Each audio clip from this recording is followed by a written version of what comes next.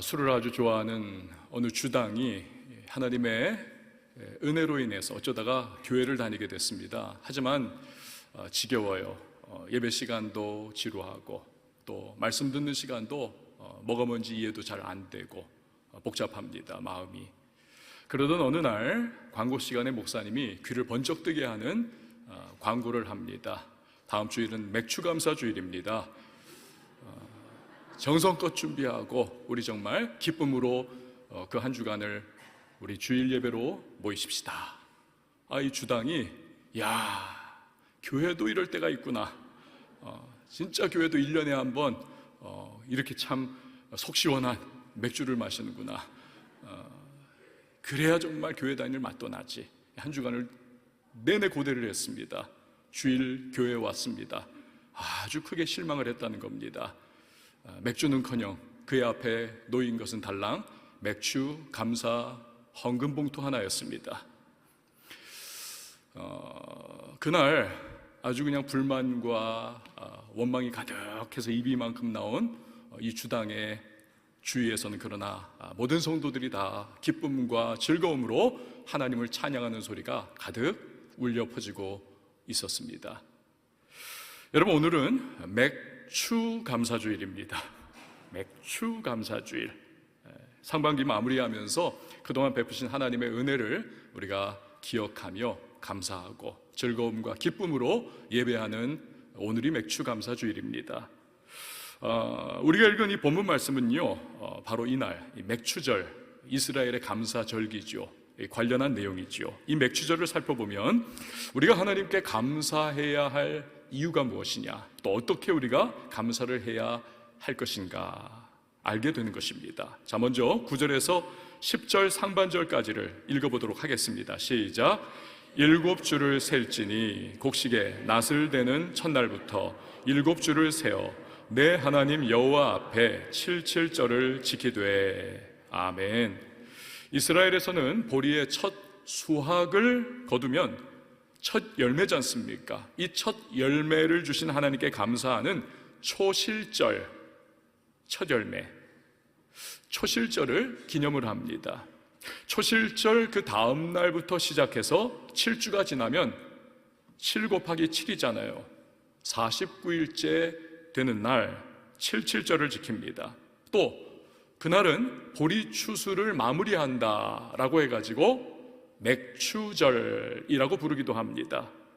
한편 이 77절과 맥추절 대신에 거슬러 올라가서 초실절 다음 날부터가 아니라 그 당일 날부터 시작해서 50일째, 그래서 오순절이다. 자, 그러니까 같은 날인데 77절과 맥추절과 오순절 서로 다른 새 이름이 있는 것입니다. 어쨌든 이스라엘 사람들은 이 절기를 지킴으로 인해서 보리 추수를 통하여 이제는 상반기를 딱 마무리를 하고 베푸신 하나님의 은혜에 감사하는 기쁨의 절기를 지키는 것입니다. 우리도 농경시대를 살아가고 있지는 않지만 지난 상반기를 마무리하면서 하나님이 그동안 내게 베푸신 은혜, 우리 가정에 베푸신 하나님의 사랑, 교회에 베푸신 주님의 그 기쁨의 은혜와 순간순간들을 우리가 기념을 하면서 하나님 앞에 감사하는 시간을 보내는 것입니다. 자, 여기서 그런데 우리가 반드시 기억해야 할 것, 복이 누구로부터 임하느냐 하는 것이죠. 10절 중간 말씀을 한번 보세요. 내 하나님 여호와께서 내게 복을 주신 대로. 하나님께서 복을 주신다. 이스라엘 백성들이 출애굽을 하고 입가나안, 이제 가나안 땅에 들어가기 전에 하나님이 주신 말씀이 있습니다. 하나님은 애굽 땅과 가나안 땅을 비교를 해주셨어요. 애굽 땅 어떻습니까? 나일강이 있습니다. 아주 풍요로운 강수를 자랑합니다. 그래서 관계수로 같은 걸 통해 가지고 그냥 물을 이렇게 논밭으로 끌어들이면 되는 겁니다. 가나안 땅은 그렇지 않습니다. 가나안 땅은 물이 척박합니다. 물이 거의 없습니다. 오로지 물을 얻을 수 있고 농사할 수 있는 것은 파종기에 하나님께서 하늘을 열어 이른 비를 보내주시는 겁니다. 그리고 추수기에는 또한 늦은 비를 보내주시는 겁니다. 그 중간에는 매일마다 하루에 한 번씩 새벽에 내리는 이슬을 통해서 그들은 물을 얻고 파종하고 추수할 수가 있는 것입니다. 이렇게 하늘에서 내리는 빗물을 의존하여 농사짓는 논밭을 일컬어서 여러분 천수답이라고 하지 않습니까? 천수답. 이처럼 이스라엘의 추수는요, 오로지 하나님이 베푸시는 이 천수답의 은혜를 통해서만 가능한 것입니다. 그렇게 그들은 하나님만이 보리 추수를 가능케 하신 우리의 복의 근원이 되십니다. 이것을 맥추절을 통해서 신앙 고백을 하는 것입니다. 여러분, 우리는 하나님을 어떤 하나님으로 믿고 고백을 합니까? 우리 찬송가에 보면 복의 근원 강림하사 찬송하게 하소서. 그렇습니다. 하나님은 우리의 모든 만복의 근원이 바로 하나님이신 줄 믿습니다. 문제는요, 이걸 알지 못하고 내가 살아가면서 누리는 것들이 내 수고와 내 노력과 나의 땀, 내 지혜 때문이라고 생각하는 사람들이 많습니다. 대표적인 예가 누가복음 12장에 나오는 어리석은 부자입니다. 대풍을 거뒀습니다. 어마어마한 추수를 했습니다. 기분이 그냥 아주 하늘을 날아갈 듯한 이 부자가 생각을 하죠. 이야, 이 곡간이 모자라. 내가 으리으리한 곡간을 짓고 거기에 다 이 추수한 농산물을 드리자. 그리고 내가 수고하고 애쓰고 그동안에 얼마나 뼈 빠지게 노력을 했는가. 그러니 이제 나는 쉴 만한 자격이 있어. 이제부터는 내가 쉬고 평안히 누리고 즐거워하는, 나는 그럴 자격이 충분해. 그런데 그날 밤에 하나님께서 뭐라고 하십니까? 이 어리석은 사람아, 오늘 밤 내가 너의 목숨을 가져갈 텐데 그러면 네가 거두어 들인 그 모든 것들이 누구의 것이 되겠느냐. 여러분, 벌써 2022년의 절반이 휙 하고 지나갔습니다. 이 휙자가요, 많은 의미를 담고 있습니다. 정말 빠르기도 하고 복잡다단한 일들도 있었지만 그러나 다 지나갔어요. 절반. 우리의 힘과 지혜와 능력으로 살아간 것 같지만 그렇지 않습니다. 우리 역시도 하나님이 때를 따라 베풀어 주시는 은혜와 그분의 사랑과 자비를 힘입어 우리 자신, 우리 가정, 교회, 이 시대와 나라와 민족 여기까지 오게 된 줄 믿습니다. 이게 우리의 신앙인 것이죠. 군대 가가지고요, 신앙 다 까먹어버리고 나오는 그러한 청년들이 있습니다. 크리스천 청년들. 근데 우리 교회 청년이요, 제대를 하면서 얼마 전에 거금이죠. 400만 원의 감사헌금을 이렇게 드렸습니다. 그 헌금 봉투 안에 들어있던 감사 내용을 여러분에게 한번 읽어드릴게요. 한번 들어보세요. 필승! 전역을 신고합니다. 긴 복무기간 동안 별탈 없이 건강히 제대할 수 있도록 인도하신 하나님께 감사드립니다. 몸과 마음이 지치고 감당하기 어려울 만큼 힘든 일이 많았지만 늘 하나님의 은혜로 또 목사님과 부모님, 많은 성도님들의 기도로 잘 지낼 수 있었습니다. 제대 후 생각해보니 군 생활하면서 좋은 경험할 수 있었음과 또 좋은 사람들 만날 수 있었음이 감사하고 은혜였다는 것을 알았습니다. 복무기간 동안 열심히 모은 월급을 막상 받고 보니 하고 싶은 것도 많고 쓰고 싶은 것도 많았으나 부모님과 의논하여 주님께 감사하는 마음을 담아 더 귀하고 거룩한 곳에 쓰이기 원하는 마음으로 헌금을 합니다. 모든 생활이 나의 의지가 아닌 철을 따라 먹이시고 입히시고 열매 맺게 해주시는 그 모든 것이 하나님의 은혜임을 깨달았습니다. 항상 부족하지만 주신 사랑만큼 베풀며 살 수 있도록 함께 해주시고 늘 나와 동행하시는 주님의 말씀에 순종하는 자녀 되기를 간절히 소망합니다. 여러분, 생각해 보세요. 내가 군생활 이 청춘의 때에 그냥 자유를 일정 부분 박탈당하고 어디 가고 싶은 것도 못 가고 데이트도 못하고 먹고 싶은 것도 제대로 못 먹으면서 내가 뺑뺑이 돌았으니까 이 월급 이거 모아가지고 이제 나왔으니 그냥 진탕 내가 쓰고 그냥 사고 싶었던 것들도 내가 사고 그래야지. 얼마든지 그럴 수 있죠. 그러나 모든 것이 하나님의 은혜였다, 이 고백하며 감사한 마음 얼마나 귀합니까? 여러분, 이러한 참 귀한 믿음의 고백을 하는 청년들이 우리 교회에 있다는 사실, 이 얼마나 귀합니까?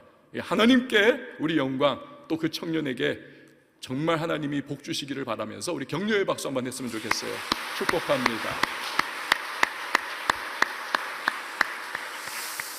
하나님께서 정말 복 주실 줄 저는 믿는 것입니다. 조지 허버트라고 하는 분이 드린 기도가 있습니다. 주님, 제게 너무도 많은 것을 주셨습니다. 하지만 한 가지 더 제게 감사하는 마음을 주십시오. 감사는 하나님의 모든 축복을 완성하는 그것이 감사인 겁니다. 여러분, 이 맥주 감사주일, 내가 누리는 모든 것이 만복의 근원이신 하나님이 주신 것이라는 이 귀한 믿음의 고백, 신앙 고백, 우리 모두 한 사람 빠짐없이 할 수 있기를 바랍니다. 어떤 분은요, 뭐 내가 하나님께 뭐 복 받은 거 있나? 사업이 잘 되냐? 자식이 뭐 하여튼 잘 나가냐? 뭐 그냥 내가 몸이라도 건강하냐? 그런 것도 없다. 사업도 안 되고 진흙탕 그냥 굴르는 것 같고 몸도 그냥 늘 아프지 않은 데가 없고 자식 새끼는 그냥 속만 썩이면서 저렇게 밖으로 도는데 내가 뭘 하나님께 감사하느냐? 그 감사라고 하는 이 말씀이 전혀 와닿지 않는 분들이 종종 계십니다. 우리가 알아야 할 것이 있습니다. 감사라고 하는 것은 이 믿음으로 드린다는 사실입니다. 여러분 한번 저를 따라해 주세요. 감사는 믿음으로 드린다. 그렇습니다. 10절 한번 여러분 우리 같이 한번 읽어봅니다. 10절 시작. 내 하나님 여호와 앞에 77절을 지키되 내 하나님 여호와께서 내게 복을 주신 대로 내 힘을 헤아려 자원하는 예물을 드리고. 아멘. 사람마다 느끼는 이 복에 대한 개념이요, 이게 상대적입니다. 내가 복에 대하여 느끼는 그 강도와 수치가 이게 상대적일 수 있습니다. 하나님 감사합니다. 근데 그 모습을 보면서 어떤 사람은 그게 뭐가 감사할 거냐? 심지어는 아니 너처럼 지질이 궁상으로 살면서 감사합니다 하나님 할 바에는 나 교회 안 다니겠다. 그 뭐가 감사한 거냐? 그 정도 하기 위해서 교회 다녀? 아이고 참 꼴 좋다. 아 나 이래도 너보다 잘 살잖아. 그러면서 이야기를 하는 분들이 계십니다. 이 감사라고 하는 것은 여러분 이건요 상대적인 거예요. 그 감사는 그 결국 근본적으로 이 믿음으로 감사하는 것입니다. 믿음으로. 10절에서도 이렇게 우리가 읽었지만 이 복에 대하여 하나님께서 구체적인 기준이나 정도, 어느 정도가 내가 너에게 복 준 거야, 이걸 말씀하지 않으십니다. 그냥 감사하라는 거예요. 네게 복을 주신 대로. 그러니까 어떤 사람은 보리추수를 할 때 그냥 남들보다 더 그냥 잔뜩 쌓아놨습니다. 그냥 그 보리추수단을 막 100개 정도를 쫙 쌓아놓고 나서도 그게 감사가 안 되는 사람이 있는가 하면 달랑 10단 정도 보리추수를 해놨는데도 그거 가지고도 하나님 앞에 감사할 수 있는, 이 감사는 상대적입니다. 여러분 감사는요 그래서 믿음으로 하는 것이고 자원하는 마음으로, 그 믿음 가운데 자원하는 심령으로, 그래서 예물을 드리라, 예배하라. 감사는 믿음의 수준만큼 하는 겁니다. 이건 절대적이에요. 믿음의 수준만큼. 믿음 있는 사람은요 절망적인 상황에서도 감사의 조건들을 아주 감별사와 같이 잘 발견을 해냅니다. 늘 감사가 있어요, 그 삶에. 믿음이 없는 사람은 너무 환경은 풍요롭고 모든 것이 갖춰져 있는데 이 감사의 제목을 하나도 추려내지를 못하는 것입니다. 그래서 여러분 요즘에 나에게 감사가 있느냐 없느냐 이걸 한번 가만히 살펴보세요. 그걸 통해서, 그 감사를 통하여 나의 신앙생활과 믿음의 상태를 지금 확인할 수가 있는 것입니다. 하박국 선지자가 그걸 보여주죠. 의로운 왕이라 평가를 받는 요시야가 애굽 왕 바로의 군대와 맞서서 싸우다가 무깃도에서 전사를 합니다. 그러니까 나라가 지금 확 무너지는 상황이 된 것이고 통탄에 맞지 않을 현실이 다가온 것입니다. 게다가 그 뒤를 이어 왕이 되는 자들은 다 하나님 그냥 말씀도 안 듣고 바벨론이 쳐들어와 나라를 초토화할 것이라는 예언의 메시지를 들으면서도 변화를 받지 않습니다. 회개를 안 해요. 그러니까 하박국이 이런 참담한 상황 속에서 막 탄식하고 눈물을 흘리고 막 절규를 합니다. 그러나 그가 마지막에 내리는 결론이 있습니다. 뜻밖이에요. 하박국 3장 17절 18절 말씀 우리 같이 한번 읽어봅니다. 시작. 비록 무화과 나무가 무성하지 못하며 포도나무에 열매가 없으며 감람나무에 소출이 없으며 밭에 먹을 것이 없으며 우리의 양이 없으며 외양간에 소가 없을지라도 나는 여호와로 말미암아 즐거워하며 나의 구원의 하나님으로 말미암아 기뻐하리로다. 아멘. 여러분, 이건 무엇입니까? 모든 것이 무너져 내렸고 모든 것을 빼앗기고 아무것도 자신이 지금 손에 쥐고 있는 것이 없는 처참하고 답답한 현실을 알지라도 나는 하나님이 나의 하나님 되신다는 그 사실 한 가지만으로 나는 기뻐하고 감사하겠습니다. 멋진 믿음의 고백을 하박국 선지자가 하고 있는 것입니다. 영국의 위대한 설교자요 성경학자인 매튜 헨리라고 하는 분이 계십니다. 목사님. 이 매튜 헨리 목사님이 어느 날 그냥 늘 교회에서 집으로 왔다 갔다 하는 그 골목길인데 거기서 강도를 만났습니다. 흠씬 두들겨 맞고 있는 거 다 뺏겼습니다. 피투성이가 돼가지고 집에 돌아와서 그가 무릎을 꿇고는 하나님 앞에 이렇게 기도를 합니다. 하나님, 지난 10년 동안 이 골목길을 다니면서도 아무 사고 없었던 것을 제가 감사한 적이 한 번도 없었습니다. 당연하다 여겼습니다.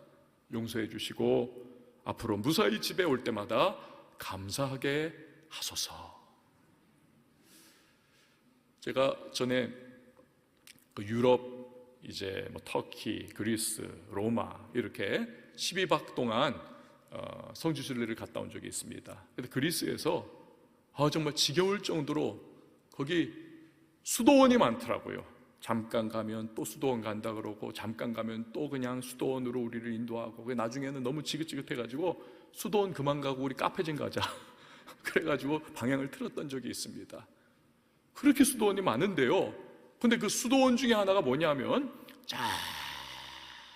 그냥 절벽 산들 위 꼭대기에 있는 이 메테오라 수도원이라고 하는 곳이 있습니다. 여러분이 지금 보시는 바로 저곳, 그냥 깎아지른 절벽 꼭대기인데 그 위에 달랑 수도원이 있습니다.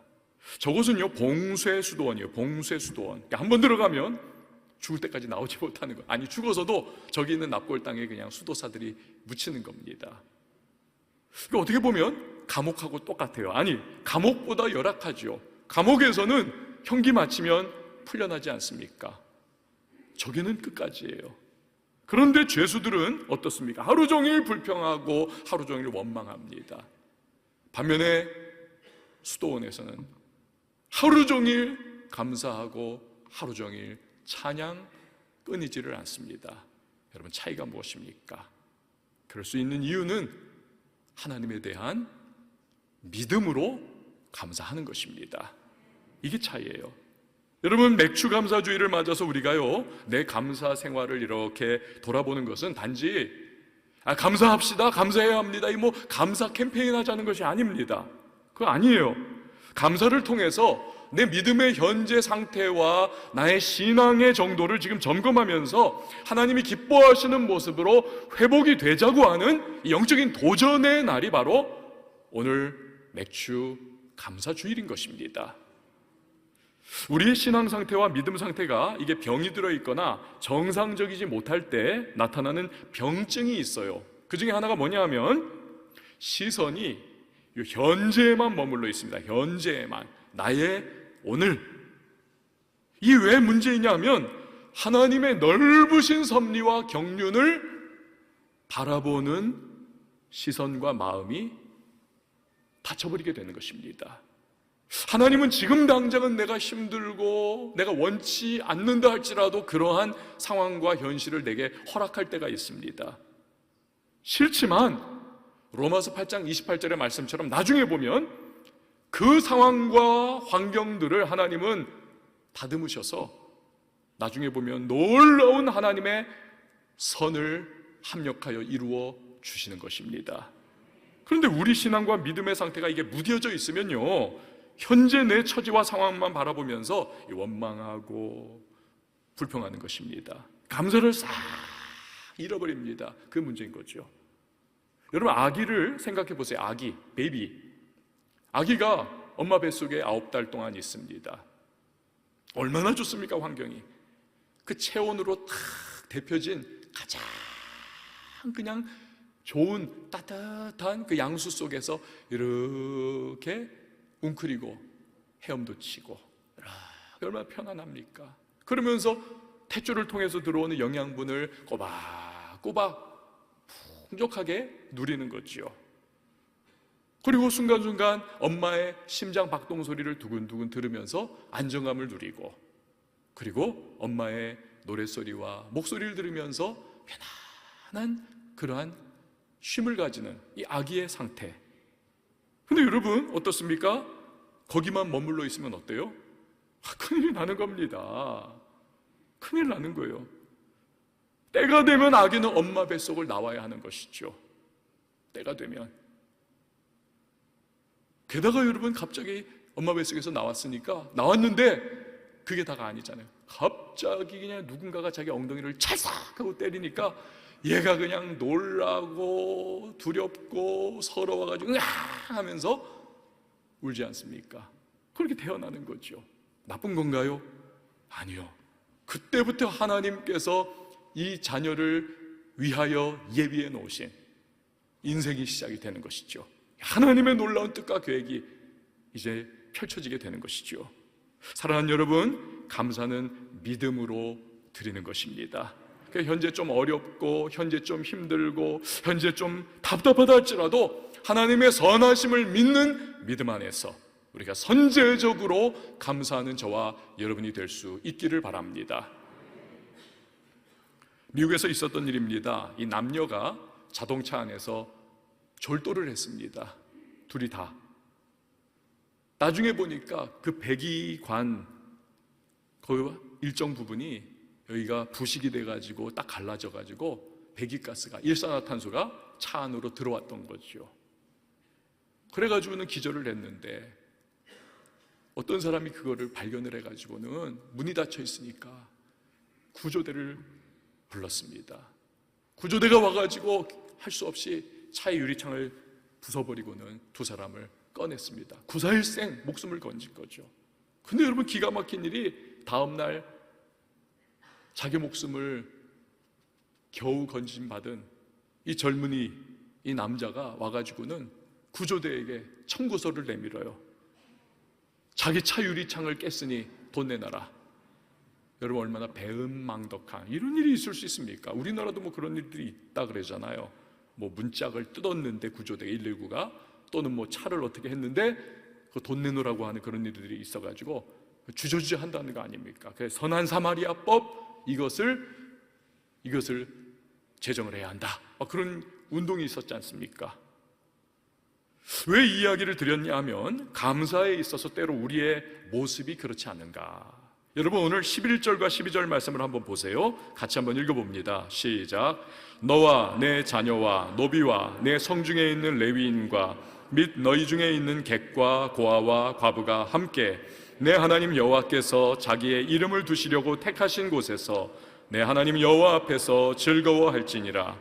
너는 애굽에서 종되었던 것을 기억하고 이 규례를 지켜 행할지니라. 아멘. 지금 우리가 신명기 말씀 읽고 있는 겁니다. 여러분, 신명기는요, 이스라엘 사람들이 출애굽한 이후에 입가나안, 약속의 땅 가나안에 들어가기 바로 직전에 모압 평야라고 하는 넓은 드넓은 평야에 다 모여 있는 겁니다. 그래가지고는 하나님이 모세를 통해서 너희가 얼마 후에 가나안 땅 들어가면 율법을 어떻게 지키고 어떻게 살아야 복받는 백성이 된다, 이 말씀을 전해주신 것이 이게 신명기입니다. 자, 그런데 뭐라고 말씀하십니까? 너와 내 자녀, 노비와 레위인, 객과 고아와 과부, 즉 모든 이스라엘 백성도 함께 거하는 사람이라면 누구나 맥추절을 지켜라. 그리고 즐거워하라. 감사하라. 왜요? 그들 모두가 출애굽 때에 430년 걸친 애굽의 종살이에서 구원을 받았기 때문에 그렇습니다. 또한 객들조차도 얼떨결에 이스라엘 사람들과 함께 섞여 살다가 같이 출애굽의 구원을 누리게 된 거예요. 그래서는 가나안 들어가서 여기서 농사 짓고 이제는 살아가며 자기의 소산을 마음껏 누릴 수 있게 되었기 때문에, 그래서 맥추절을 모두가 지켜야 한다라는 겁니다. 여러분, 종은요 감사가 없습니다. 감사는 자유민의 특권입니다. 애굽에서 430년 종살이 할 때는 그냥 하루 뼈 빠지게 일해가지고 다음날 조금 입에 풀칠할 정도로 그냥 살아가는 거예요. 그거 가지고 원망이 많고 불평이 많고 하나님 살려주세요 하소연이 계속되는 나날이었습니다. 그게 종. 그러나 출애굽하여 해방되니 자유민이 됐습니다. 자유민의 신분으로 이제는 마음껏 농사짓고 살면서 감사도 할 수 있는 것이죠. 이게 우리라는 겁니다. 예수 믿지 않았을 때, 예수 알지 못했을 때 우리는 마귀와 죄의 종노릇하고 있었습니다. 살아도 산 게 아니에요. 살았으나 실상은 죽은 자로다. 잘 먹고 잘 살고 잘 일고 잘 입고 누리는 것 많아도 그건 마치 돼지 잡기 전에 배불리 먹이는 것과 같은 그런 상황이었던 것이죠. 그러나 예수 그리스도의 십자가의 은혜로 말미암아 우리가 구속과 죄사함을 입어서 하나님의 백성이 되었습니다. 자유민이 된 것입니다. 여러분, 영적 출애굽의 사람들이 된 것이죠. 영적 출애굽. 그럼에도 불구하고 내가 뭐 때문에 감사해야 합니까? 하나님 나한테 해준 게 뭐가 있다고. 여러분, 이건 마치 마귀종에서 하나님 백성으로, 애굽의 종살이에서 이제는 자유민으로서 우리가 십자가의 은혜를 누리며 살아가고 있음에도 불구하고 내 차 유리창 깼으니 돈 내놓으라고 하는 그 배은망덕과 다를 바가 없다는 사실입니다. 사랑하는 여러분, 이제 우리는 이 세상 누구도 할 수 없는 진정한 감사, 자유민만 할 수 있는 진짜 감사를 하나님께 드릴 수가 있는 것입니다. 앞에서 하박국 선지자가 그랬듯 내게 부족함이 있어도 연약함이 가득해도 내가 다른 사람들보다 물질적으로 세상적으로 환경과 조건적으로는 누릴 수 있는 것이 별로 없다 할지라도 내게 구원 주신 하나님으로 말미암아 우리가 진정한 감사를 올려드릴 수 있기를 바랍니다. 하나님은 그 백성이 감사하는 것을 너무나 기뻐하십니다. 그래서 감사하는 사람에게 복을 주세요. 자, 시편 50편 23절 말씀 우리 같이 읽어봅니다. 시작. 감사로 제사를 드리는 자가 나를 영화롭게 하나니 그의 행위를 옳게 하는 자에게 내가 하나님의 구원을 보이리라. 아멘. 그래서 믿음의 사람은요, 눈에는 아무 증거 없어도, 귀에는 들리는 것 없어도, 손에는 잡히는 것 없어도 선제적인 감사를 드리는 겁니다. 선제적인 감사. 그때 하나님은 우리의 인생에 복을 주시고 회복과 치유와 은혜를 베풀어 주시는 분이십니다. 이 바바라 존슨이라고 하는 미국의 주부가 있었습니다. 평범한 주부예요. 인생의 비극의 회오리 바람이 갑자기 동시다발로 몰아닥칩니다. 남편과 4 아들이 있었는데 어느 날 남편이 교통사고를 당해서 식물인간이 되어버립니다. 그 얼마 후에 첫째 아들이 역시 트럭에 치여가지고는 세상을 뜹니다. 둘째 아들은 동성애에 빠져가지고 어머니의 속을 갈기갈기 찢으면서 가출을 해버려요. 셋째 아들은 그 당시 베트남전이었는데 18살, 그 정말 어린 나이로 베트남에 가가지고는 거기서 전사를 해버립니다. 남편 식물인간 됐죠. 세 아들 그 꼴 됐죠. 달랑 아들 막내 하나 남은 이 바바라 존슨 부인, 얼마나 가슴이 찢어지고 참 비통한 심정이겠습니까? 쑥대밭이 된 거잖아요, 인생이. 그러니까 끊임없이 하나님 앞에 원망하고 불평하고 울부짖습니다. 하나님, 왜 내게 이렇게 가혹하게 구십니까? 근데 어느 날 문득 생각이 들더래요. 내가 이러다가는 남은 인생의 마지막 시간들을 하나님 원망하고 불평하고 비참한 인생을 내가 통탄해야 하면서 그렇게 끝내버리고 말겠구나. 그래가지고 안 되겠다. 마음을 바꿔 먹습니다. 원망하고 불평하는 그 입술을 하나님 앞에 회개를 합니다. 하나님이 인생의 주인이요 주관자이심을 고백합니다. 나아가 감사합니다. 하나님 감사합니다. 남은 인생을 주님께 드리겠습니다. 틈만 나면 억지로라도 감사하고, 억지로라도 틈만 나면 하여튼 기도를 합니다. 그때 하나님께서 은혜를 베풀어 주셨어요. 그 수년 동안을 식물인간으로 그렇게 꼼짝 않고 누워있던 남편이 어느 날 일어나게 됐습니다. 더욱 하나님 앞에 감사하면서 하나님이 내게 시간과 생명 주셨으니 내가 좋은 일 하겠습니다. 불행한 사람들을 내가 돕겠습니다. 기도하면서 고민을 해요. 어떻게 하면 될까? 근데 그 당시에 베트남 전쟁으로 이 미군 젊은이들이 전사한 숫자가 27,000명이 넘습니다. 27,000명이 넘어요. 그러니까 이 바바라 존슨 부인, 자기도 똑같은 상황 아니었습니까? 그 마음을 아는 거죠. 그래가지고는 아들이 전사한 그 부모들을 찾아다니면서 위로를 해요. 제 아들도 전사자입니다. 낙심하지 마세요. 아드님은 국가의 영웅입니다. 또 교통사고로 자녀를 잃은 부모님들을 향해서 편지를 보내고 전화로 위로를 해요. 내 아들도 교통사고로 죽었습니다. 그러나 힘내세요. 나아가 함께 모여 기도를 하고 마음의 회복을 위한 세미나를 열고 선교회를 조직을 합니다. 나중에는 하나님께서 길을 이렇게 열어주셔가지고 라디오에 출연해가지고 자기의 삶을 나누고 TV에도 출연을 해가지고 사람들에게 위로의 메시지를 전합니다. 베스트셀러 책도 쓰고 유명 강사가 돼서 전국을 누비면서 사람들에게 희망과 위로의 메시지를 전합니다. 엄청난 영향력을 발휘하는 삶을 살게 돼요. 그리고 어느 날은 그 둘째 아들이 동성애를 끊어버리고 결국 집에 다시 돌아오는 기쁨도 누리게 되더랍니다. 할렐루야. 뭐 내가 감사할 게 있어, 인생이 이 지경인데. 여러분 만약 그랬다면 이분은요 누구보다도 불행한 삶을 살기에 최적화된 필요 충분 조건 다 갖춘 분이십니다. 안 그렇습니까?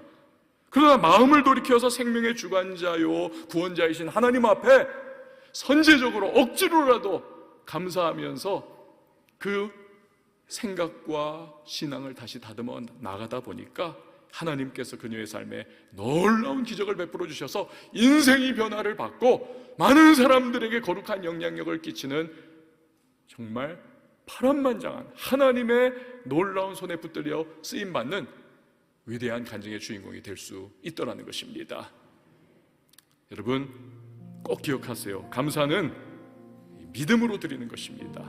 믿음으로. 그리고 하나님께서는 믿음으로 감사하는 사람의 그 감사를 너무너무 기뻐하시고 기대하시는 하나님이십니다. 복을 주시고 회복과 치유를 주시는 하나님이십니다.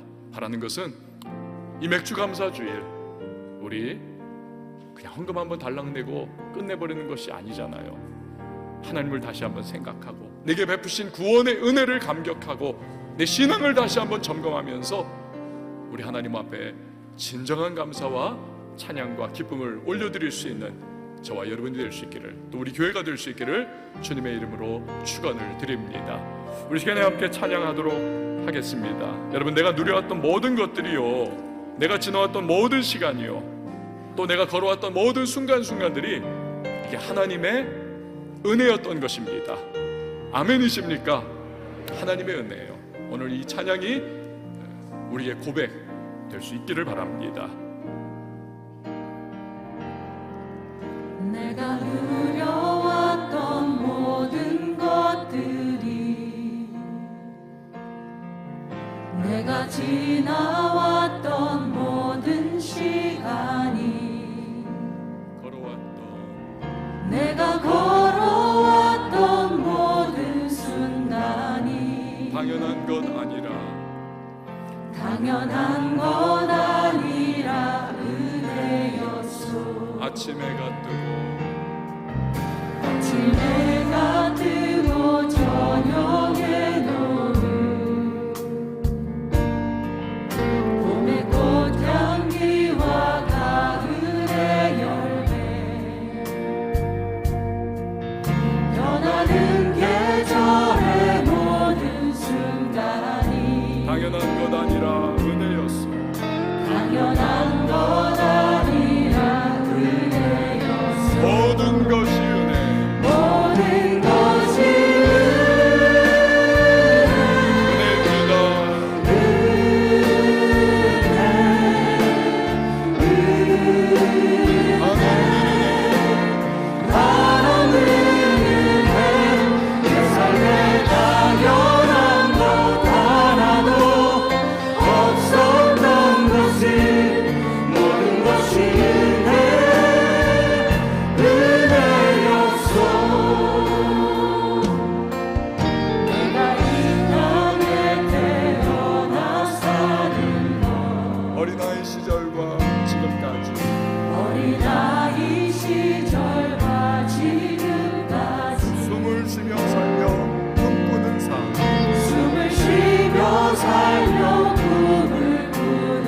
당연한 것 아니라 은혜였소.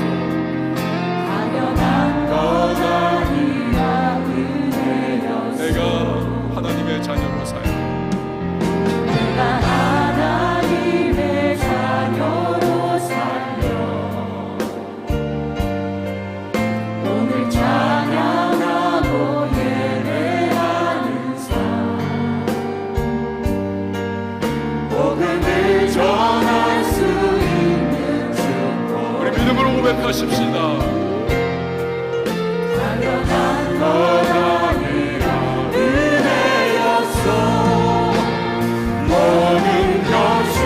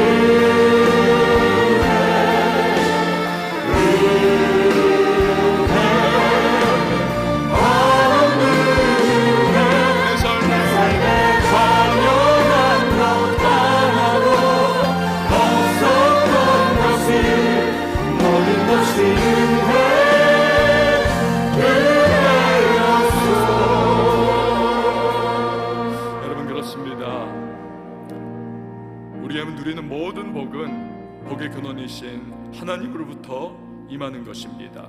내가 잘나서가 아닙니다. 내 능력과 내 힘과 내 지혜 때문이 아닙니다. 하나님이 베풀어 주시는 것입니다. 그래서 우리는 감사해야만 합니다. 감사는 믿음으로 드리는 것입니다. 믿음의 만큼 우리가 감사할 수 있는 것이죠. 주님, 이 맥주 감사 주일 나의 영적 상태와 나의 신앙의 지금 현 상황을 내가 이 감사를 통하여 잘 분별하며 평가하게 하시고, 내가 어느 부분에서 무너져 있는지, 어디에서 내가 거리 나 있는지 점검하면서 하나님, 나의 영적인 상태가 회복되고 또 나의 감사가 회복되며 이 하나님 앞에 진정한 감사의 예배자로 나갈 수 있도록 도와달라고, 내 삶의 회복을 이 감사를 통하여 허락해달라고 오늘 말씀을 기억하며 우리 기도할 때 주님의 이름 한번 외치고 통성으로 기도합니다. 주여, 하나님 아버지 감사합니다. 전능하신 주님께서 하나님 예배자를 불러주시고 맥주 감사드리를 맞이하며 말씀을 붙잡고 기도할 수 있는 것을 감사합니다. 나의 영적 상태를 도와주시, 지금 내가 어떠한 믿음의 상황에 감사를 통하여 전국에 설 수 있는 도와주시고, 모든 복을 주신 하나님 앞에 선대적인 감사, 믿음의 감사를 드릴 수 있도록 주여 도와주시옵소서.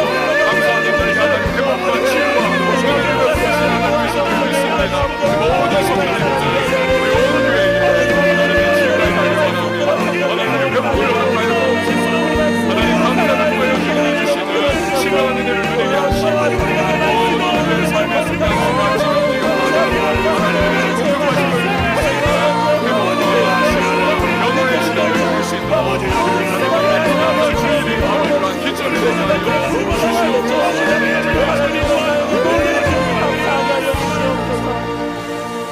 하나님 아버지 감사합니다.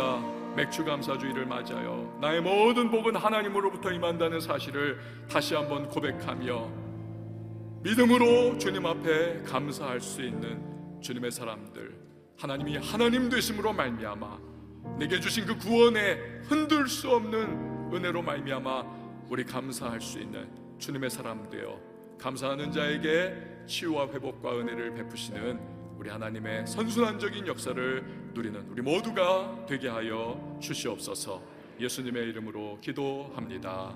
아멘.